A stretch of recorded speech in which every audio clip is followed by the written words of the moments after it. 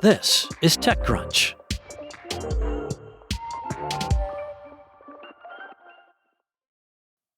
Meta founder and CEO Mark Zuckerberg is trying to sell investors on his prediction for the future, one where billions of people will have their own personal AI agents in the next 5 years. Let's hope that future also comes with data centers efficient enough to power all those agents, without triggering a fresh wave of climate disasters. He said, I think that it's extremely unlikely if you look out 5 years from now, for example, whatever period of time you want, that you don't have billions of people with a personal agent that understands your goals and that is just working on your behalf 24/7 to achieve your goals in whatever the domain is that you care about. Now, Zuckerberg said that on Wednesday's quarterly earnings call with investors, and he added that he could see people using these agents to help them with their finances, health, interpersonal relationships, and household management. He went on to say, as we move toward a future where we're all interacting with multiple agents, I think that WhatsApp and our other messaging services are going to become increasingly important. He noted that WhatsApp is already the leading platform where users interact with Meta AI. Now, Meta is not alone in setting high expectations for AI systems that can act on a person's behalf rather than just answer questions. Google emphasized custom AI agents as a key new feature in its search overhaul, which sparked outcry from users who felt bogged down by the constant onslaught of AI results on Google. Meanwhile, subscriptions to Anthropic's Claude have skyrocketed as engineers fawn over the agentic coding assistant Claude Code. Compared to its competitors, however, Meta may not enjoy as much confidence from investors as it continues dumping cash into innovative projects that may or may not pan out. Meta's stock dropped almost 10% after posting this quarter's earnings.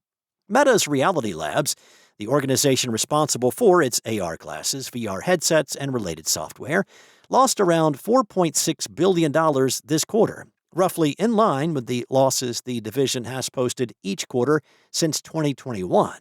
That is a running total now of around $88 billion. Meta's AI spending is likely to climb even higher, which is more of a concern at this juncture. The company reported free cash flow of $784 million this quarter, down from $8.55 billion the same quarter last year. That is a 91% drop year over year, exacerbated by the company's investments in AI infrastructure. This week, Meta and BlackRock announced a partnership to build a $14 billion data center in El Paso, Texas. Zuckerberg said, we believe that there will continue to be a significantly higher margin on selling intelligence rather than selling compute directly. But we think that there's a big opportunity, obviously, to sell compute as well. Ultimately, he believes that the personal agents that Meta is developing will be the foundation for our next wave of products and revenue lines in the months and years ahead. So far, Meta's business agents, rolled out globally on WhatsApp and Messenger this quarter, have been adopted by more than 1 million businesses. It may be harder to get people to adopt consumer AI agents, but the road to billions has to start somewhere, right? The company can't get their own enterprise agents alone.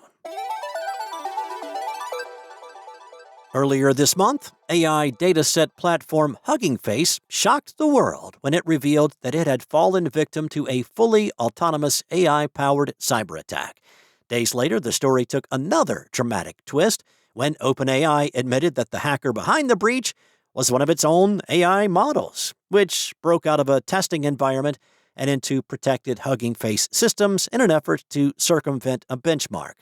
It is an alarming incident for anyone even slightly concerned about rogue AI models, and the days since the event have been full of predictions about a new cybersecurity paradigm in which AI models launch attacks so strong that only other AI models can defend against them.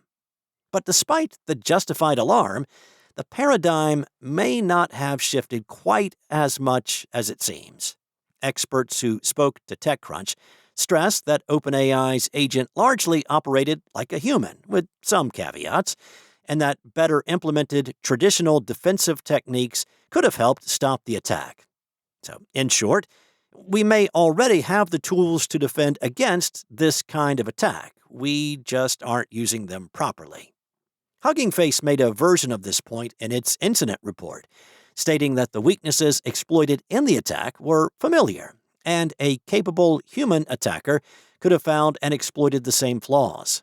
Kyle Ryan, the head of R&D at Pensar, a startup that develops continuous hacking AI agents, and Vlad Ionescu, the co-founder and CTO of RunCybil, a startup that builds AI-powered bug hunters, both agreed and told TechCrunch that the techniques used in the attack would be the same ones employed by a human or a group of human red teamers. That is, hackers tasked with attacking a system to help the company that owns it improve defenses.